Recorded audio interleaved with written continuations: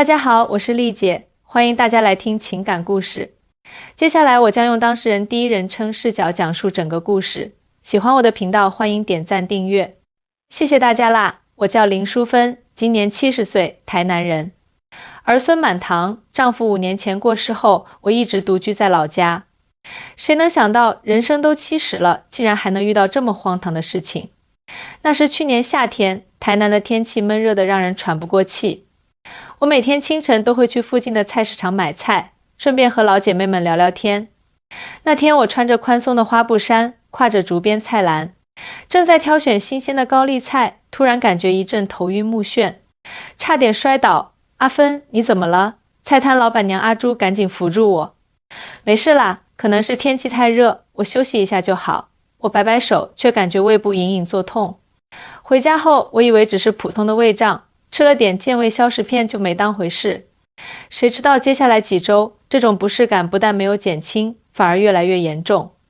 我开始频繁呕吐，胃口变得很奇怪，突然特别想吃酸的东西，连看到家里的柠檬都忍不住直接咬一口。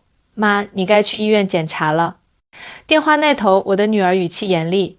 哎呀，小毛病啦，不用大惊小怪。我嘴上这么说，心里却也开始害怕，难道是什么大病？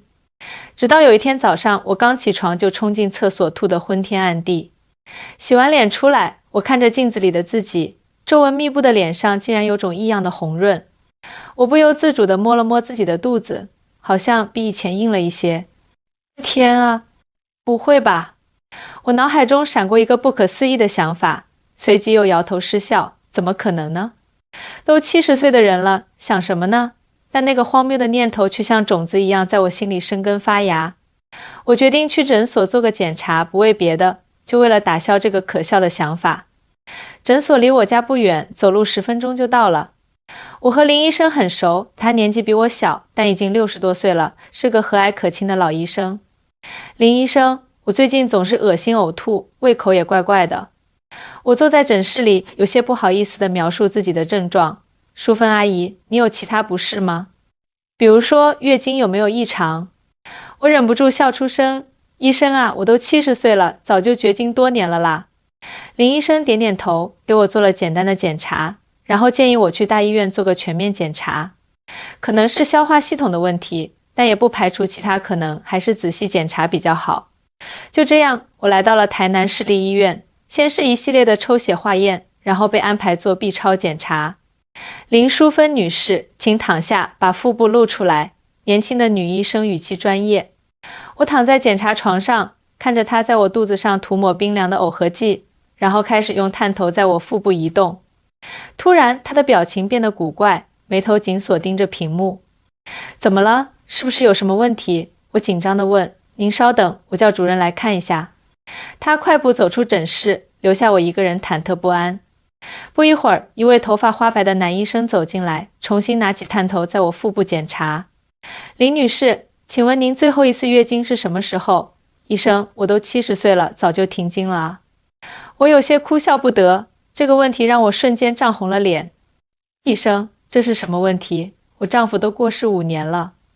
主任医生和年轻女医生交换了一个眼神，然后郑重地对我说，林女士，根据超声波检查结果，您的子宫内有一个胎囊，看起来已经有8周左右了。简单来说，您怀孕了。啊，我以为自己听错了，医生，你再说一遍。您怀孕了大约2个月。这句话像晴天霹雳，我整个人都傻了。70岁怀孕，这怎么可能？我第一反应是医院的设备出了问题，或者是医生看错了。不可能，绝对不可能。我激动地从检查床上坐起来，我都70岁了，怎么可能怀孕？而且我没有丈夫，也没有那个……医生理解我的震惊，耐心解释道，林女士，虽然非常罕见，但医学上确实有绝经后妇女怀孕的案例。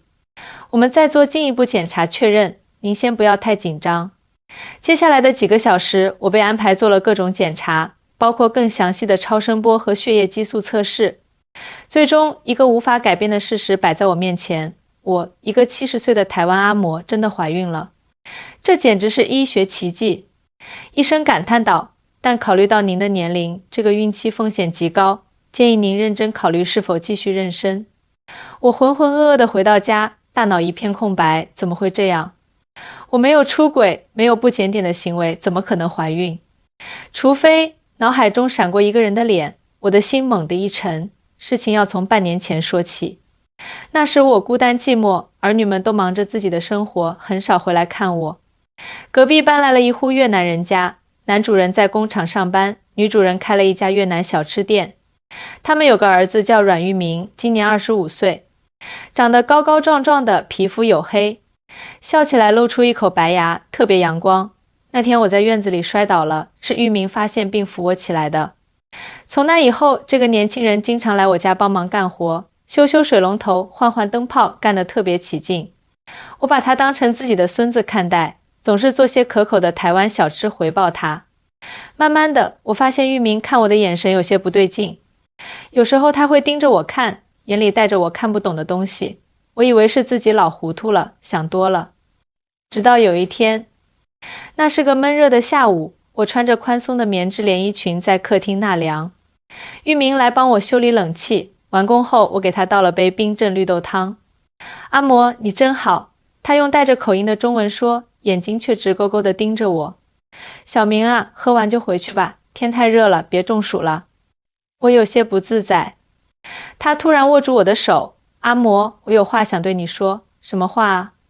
我试图抽回手，却被他握得更紧。我喜欢你。我惊得杯子都掉了。你说什么？我知道我们年龄差很大，但我真的很喜欢你。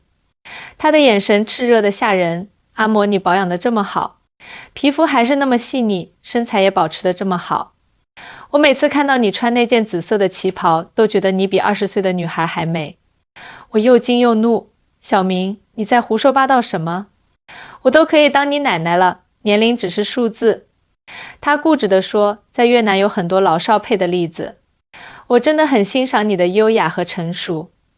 我不知道是该哭还是该笑，这孩子怎么会对我这把老骨头产生这种想法？虽然我确实保养得不错，平时也注重穿着打扮，但我的皱纹和老年斑可都明明白白写在脸上啊。小明，你太年轻了，不知道自己在说什么。你应该找个年轻漂亮的女孩子，组建自己的家庭。我试图用长辈的口吻劝他。我知道自己想要什么。他的眼神执着。阿嬷，给我一个机会好吗？那天我好不容易才把他打发走，我以为这只是年轻人一时冲动，没想到从那以后，他开始频繁地向我示好，送花、送礼物，甚至写情书。我一再拒绝，可他却越来越大胆。有一天晚上，我洗完澡正准备睡觉，突然听到窗户有动静，我吓得不轻，打开灯一看，竟然是喝得醉醺醺的玉明。阿嬷，我爱你。他含糊不清地说着，身体摇摇晃晃地向我靠近。小明，你疯了吗？快出去！我又急又怕。不要拒绝我。他突然扑过来抱住我。你不知道我有多爱你，我梦里都是你穿旗袍的样子，还有你那纤细的腰身，丰满的。住口！我挣扎着想推开他，但年老体弱哪是年轻人的对手。那一晚，荒唐的事情发生了。事后我羞愧难当，觉得自己犯了大错，而玉明却仿佛得偿所愿，整个人都容光焕发。阿嬷，我们在一起吧。他真诚地说。不可能，我斩钉截铁，这是错误。我们不可能在一起，你赶紧离开，当这事从未发生过。他不甘心地离开了，但从那以后，类似的事情又发生过几次。我每次都充满悔恨，却又无法抵抗他的热情攻势。我知道这样下去不是办法，最终决定搬去儿子家住一段时间，避开玉明。然而现在医院的检查结果摆在眼前，我不得不面对这个可怕的现实。我林淑芬70岁，竟然怀上了一个25岁年轻人的孩子。老天爷啊，这可怎么办？我抱着头几乎要崩溃了。我不敢告诉任何人，只能一个人承受这巨大的压力和恐惧。医生说过，我这个年龄怀孕风险极高，对我和胎儿都是巨大威胁。但不知为何，我竟然产生了一种奇怪的感觉，这或许是老天给我的礼物。丈夫过世后，我一直很孤独。现在突然有了新生命，虽然来得荒谬，但却让我心底涌出一丝温暖。不行，我摇摇头，把这不切实际的想法赶出脑海。必须理智面对，我需要和玉明谈一谈。第二天，我鼓起勇气给玉明打了电话，约他见面。阿嬷，我好想你。他一见到我就兴奋地说：“你去哪里了？为什么突然搬走？”小明，我有重要的事情要告诉你。我神情严肃，医生说我怀孕了。什么？他先是一愣，随即露出狂喜的表情。真的吗？是我们的孩子。医生说是8周左右，应该是你的没错。我艰难地说。太好了。他激动地想拥抱我，被我推开。你疯了吗？我70岁了，这根本不可能。但它确实发生了，不是吗？他眼里闪烁着兴奋的光芒。这是奇迹，我们应该珍惜。珍惜？我几乎要笑出声。你知道这意味着什么吗？我这个年龄怀孕，随时可能有生命危险。就算侥幸生下来，孩子也很可能有各种问题。更何况，你让我怎么面对家人和社会？玉明的表情变得认真。我会负责的。我会娶你，我会照顾你和孩子。我彻底无语了。这孩子太天真了，根本不明白现实的残酷。小明，我们不可能在一起。我冷静地说，而且我决定不要这个孩子。不行，他激动地抓住我的手，那是我们爱情的结晶。你不能这样，什么爱情？我苦笑，你只是一时冲动，被某种奇怪的癖好驱使。等你清醒过来就会后悔的。我不会后悔。他倔强地说，我爱的就是你，林淑芬，不是别人。我爱你的智慧，你的温柔，你优雅的举止，还有他的目光扫过我的身体，你保养得宛如少女般的身材。我知道你穿着宽松的衣服，但我能看出你的腰还是那么纤细。你的够了。我打断他的话，脸上发烫。这孩子怎么能这样直白地说这些？难道他真的被我这副老态龙钟的身体吸引？我不想再继续这个荒谬的对话，起身要走。他却拉住我，阿嬷，请给我们一个机会。我知道你内心也是喜欢我的，不然你不会。那都是错误，我愤怒地说，都是不应该发生的事。错误吗？他的眼神突然变得深邃。那为什么你每次都回应我？为什么你的眼神也充满渴望？阿嬷，你只是害怕别人的眼光，害怕打破常规。但爱情就是这样，它不讲道理，不看年龄。他的话如同一把利剑，直刺我心底最隐秘的部分。是啊，我确实有过动摇，有过不该有的心思。在丈夫去世后的孤独岁月里，有个年轻人如此热烈地追求我，让我感到前所未有的活力和被需要的满足感。但这是错的，这违背了伦理和常识。不管怎样，我深吸一口气，我已经决定了。明天我会去医院做手术。不，他变得激动起来。我不允许，那是我的孩子，那也是我的身体。我同样激动。你知道医生怎么说吗？他说我这个年龄怀孕是在拿自己的命开玩笑。我们争执不下，最终不欢而散。回家后，我整晚都在思考，到底该怎么办。理性告诉我必须终止这个危险的妊娠，但情感上我竟然对这个不可思议的小生命产生了一丝眷恋。辗转反侧一整夜，天蒙蒙亮时我才有了决定。无论如何我都不能冒这个险，不仅是为了自己，也是为了玉明。他还年轻，有大好前程，不应该被这种荒唐的关系束缚。我拨通了女儿的电话。妈，这么早打电话，是不是有什么事？女儿的声音中带着担忧。阿珍，妈妈想去医院检查一下身体，你能不能陪我去？我尽量保持语气平静。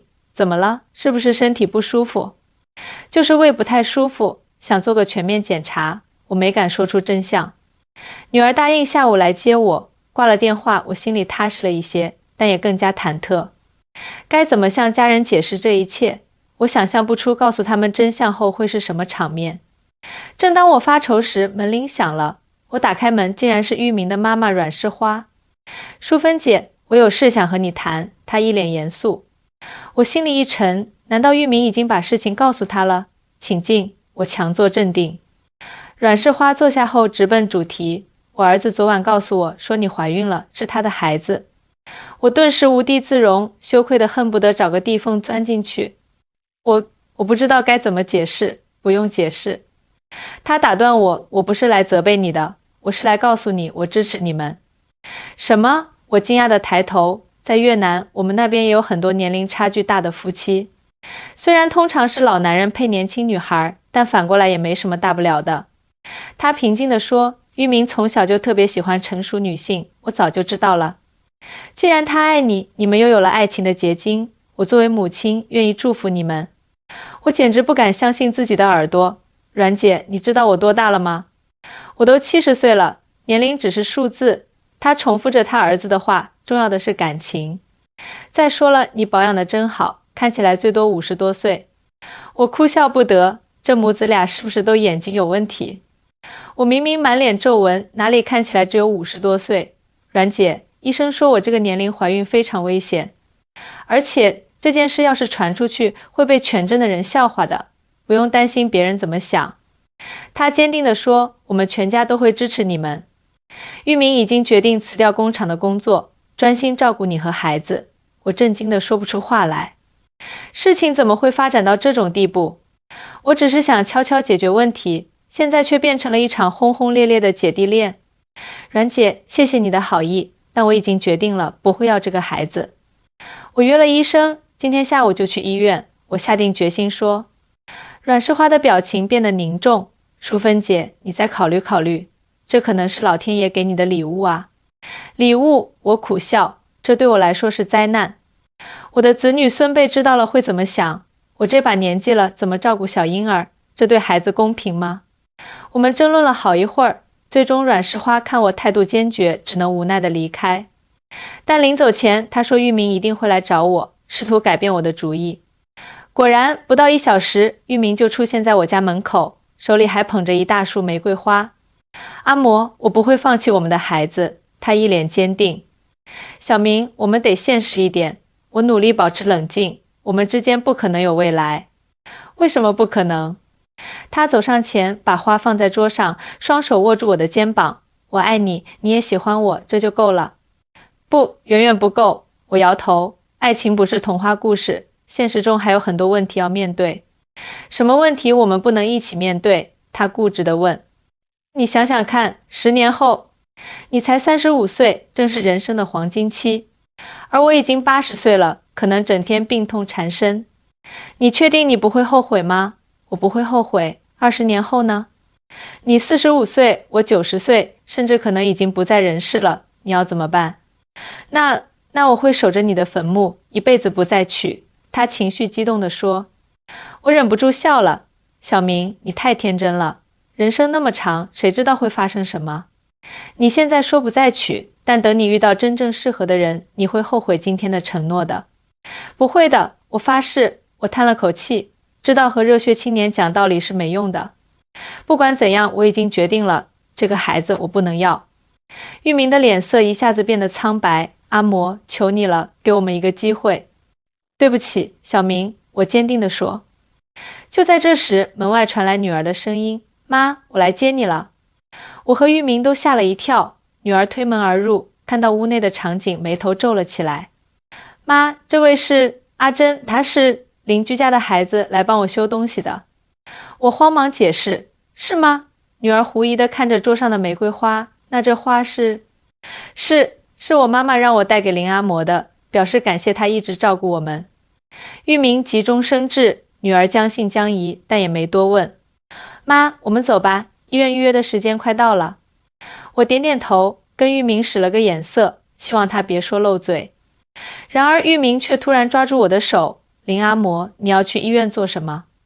就是例行检查。我试图挣脱他的手。是不是去做那个？他压低声音。女儿察觉到气氛不对。妈，到底怎么回事？你们在瞒着我什么？我和玉明面面相觑，一时不知如何回答。妈。女儿的语气变得严厉。你最近到底怎么了？为什么突然搬去哥哥家住？又为什么神神秘秘的？在女儿的连番逼问下，加上玉明欲言又止的表情，我终于崩溃了。阿珍，妈妈怀孕了。我低着头，声音几乎细不可闻。什么？女儿愣住了，随即大笑起来。妈，你在开玩笑吧？你都70了，怎么可能怀孕？医院检查确认了，已经8周了。我颤抖着说。女儿的笑容凝固在脸上。她看看我，又看看玉明，突然恍然大悟。难道是？玉明挺直腰板。勇敢地站出来，是的，孩子是我的。我爱林阿嬷，想要和他组建家庭。啪！一记响亮的耳光打在玉明脸上，你这个畜生，竟然敢占我妈妈的便宜！女儿气得浑身发抖，我要报警抓你。阿珍，住手！我拉住女儿，不是她强迫我的，是我也有责任。女儿不敢置信地看着我，妈，你在说什么？你疯了吗？我无言以对，只能低头抹泪。这一刻，我感到无比羞愧和痛苦。我辜负了女儿的期望，辜负了一辈子树立的形象。我们先去医院。女儿深吸一口气，这事以后再说。她拉着我就要走，玉明却拦在门口，不行。你们是不是要去害死我的孩子？滚开！女儿怒吼，你这个变态！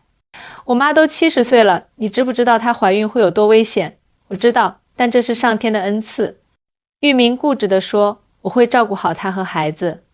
眼看两人就要动手，我赶紧站在中间，够了，这是我的事，我自己能做决定。最终，在我的坚持下，女儿勉强同意让玉明一起去医院，但警告她不准捣乱。医院里，医生再次确认了我的怀孕状况，并详细解释了风险。林女士，您这个年龄怀孕风险非常大，高血压、糖尿病、妊娠中毒症的几率都很高，甚至可能危及生命。而且胎儿畸形、染色体异常的可能性也远高于正常孕妇。我强烈建议您考虑终止妊娠。女儿点头赞同，医生说的对，妈妈的健康才是最重要的。玉明却依然不死心，有没有可能安全生下来？如果我们特别小心照顾呢？医生摇头，理论上不是没可能，但风险实在太大了。科学上记录的最高龄产妇是60多岁，70岁的几乎没有先例。听完医生的话，我心里已经有了决断，我决定终止妊娠。我平静地说，玉明痛苦地闭上眼睛，但这次他没有反对。或许他也意识到了现实的残酷，手术定在第2天。回家的路上，女儿一直沉默不语。到家后，她终于忍不住问我，妈，你怎么会和那个小伙子？我把事情的经过一五一十地告诉了他，包括我内心的矛盾和挣扎。妈，你知道吗？我不是责怪你。女儿握住我的手，我只是心疼你。爸爸走后，我们都忙着自己的生活，没有真正关心过你的感受。你肯定很孤独吧？我点点头，泪水夺眶而出。但这不是解决方法。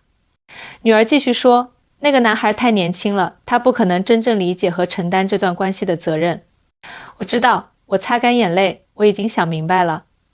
明天手术后，我会搬到你家住一段时间，等一切平静下来再回来。第2天，我独自一人去了医院，我没让女儿陪我，因为我需要自己面对这一切。出乎意料的是，医院门口，玉明正在等我。阿嬷，我来送你。他眼圈发红，小明，谢谢你来，但这是我自己的决定。我知道，他苦笑。我昨晚想了一夜，你说的对，我太自私了。我只想着自己的感受，没有真正考虑过你的健康和安全。我忍不住伸手抚摸他的脸，小明，你是个好孩子，只是我们相遇的太晚，时机不对。阿嬷，手术后你还会搬回来住吗？会的，但不是现在。我需要时间整理自己的情绪。我明白。他点点头。那我还能来看你吗？当然可以，但是作为邻居，作为朋友，不是那种关系。他苦涩地笑了。我会努力的。就这样，我进了手术室。手术很顺利，医生说一切正常，我恢复的也不错。出院后，我搬到了女儿家住。在女儿家的日子里，我渐渐走出了那段荒唐的经历带来的阴影。女儿和女婿对我照顾得无微不至，孙子孙女也常常陪我聊天玩耍。我发现家人的陪伴才是最珍贵的。3个月后，我决定搬回自己的家。邻居们对我的突然离开和回归充满好奇，但所幸没人知道真相。玉明一家也搬走了，听说是回越南发展了。生活重新回到正轨，但这段经历却永远改变了我。有时候夜深人静，我会想起那个不可思议的奇迹，想起那个热情似火的年轻人，也会想象那个未能来到世上的孩子会是什么样子。但我知道我做了正确的决定。